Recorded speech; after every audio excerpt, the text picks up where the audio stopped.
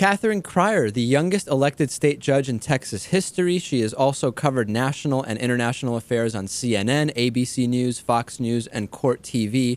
The new book is Patriot Acts, What Americans Must Do to Save the Republic. Great to talk to you, Catherine. Glad to be here.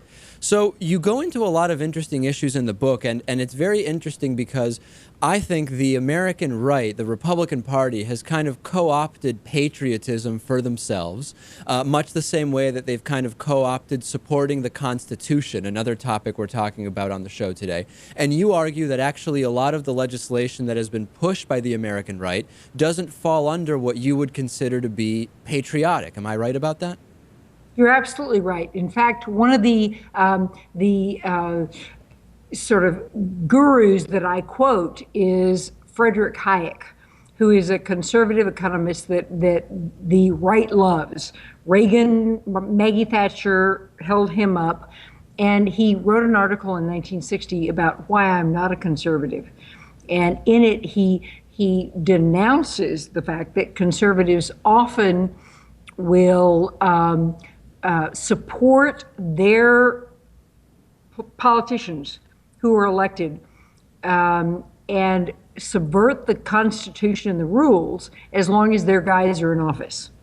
And what we need to understand, and why I wrote the book, is if we denounce, ignore the preservation of the republic, then we are all lost.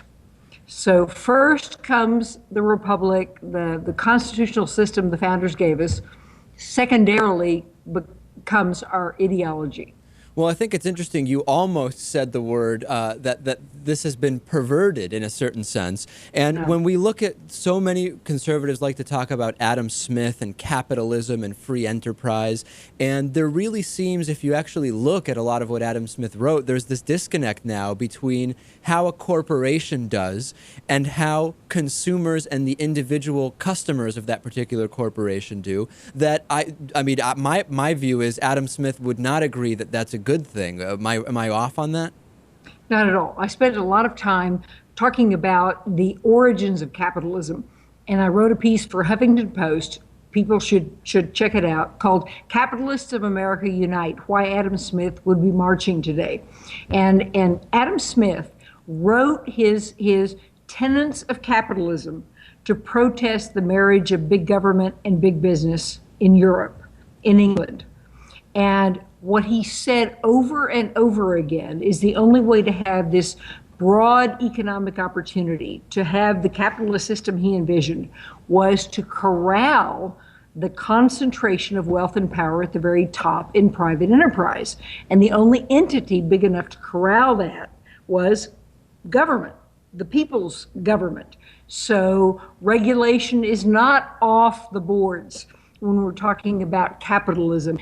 Appropriate, not inappropriate, not over-exercised regulation is necessary, and we need to understand the tenets of capitalism before we can carve out what appropriate conservatism or liberalism is. Well, and that gets us into when you talk about the corralling by government and regulation, it gets into the discussion of big versus small government, which is really where 99% of the attention goes. And when you look at Ron Paul's campaign, it's all basically based on big government is bad, but it seems like there's almost no discussion of good versus bad government. It's all big is bad if you are on the conservative side, and small is good, without looking at the kind of fundamentals of what is the government actually doing. That seems to be lost on a lot of people.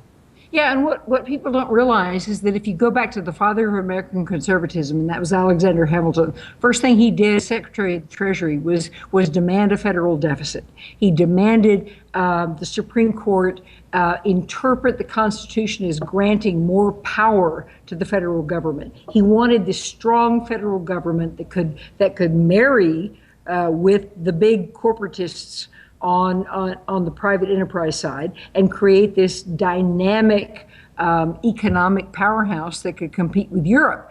And so to say that conservatism is all about small government, small taxes, states' rights, strict Constitution has no relationship whatsoever to what the conservatism was in 1789. People need to understand what the origins were, how we got to where we are, and what policies and programs created the crisis that we're in today. And I think they would actually be quite surprised that, a lot of the big government policies came from a long-standing conservative impetus to utilize big government married to big corporations. And that can be the downfall of political and economic democracy that ensures opportunity for a broad middle class, for a broad populace in political and economic terms. In the last minute or so we have left, I'd love to get your thoughts on how have Republicans, modern-day Republicans, so successfully kind of taken hostage these ideas of small government is good and conservative, and the Constitution, and just using the Constitution as we talked about earlier in the interview. How have they successfully gone so far from the 1780s, as you mentioned, and the additional intentions? Has it been really good strategists? Is it the messaging? Is it people not paying close enough attention? I mean, how has it happened? Well, it's the fact that we submit to propaganda on the media. We are not sort of intellectually stimulated. We don't have an understanding of our own history. We're all to blame for this. And it only takes sort of 2 seconds on the internet to research political philosophy and understanding, but most Americans are not, driven to do this. So that's the reason I wrote the book. And I would like to suggest that, people read it, challenge themselves. I believe in pragmatic, fact-based, evidentiary, support for the premises that I state. And let's take a look at why we evolved to this position and what the crisis calls for. And I think the evidence is pretty clear. The book is Patriot Acts. We've been speaking to the author, Catherine Crier. Really great to talk to you. Thanks so much for joining us. Thank you.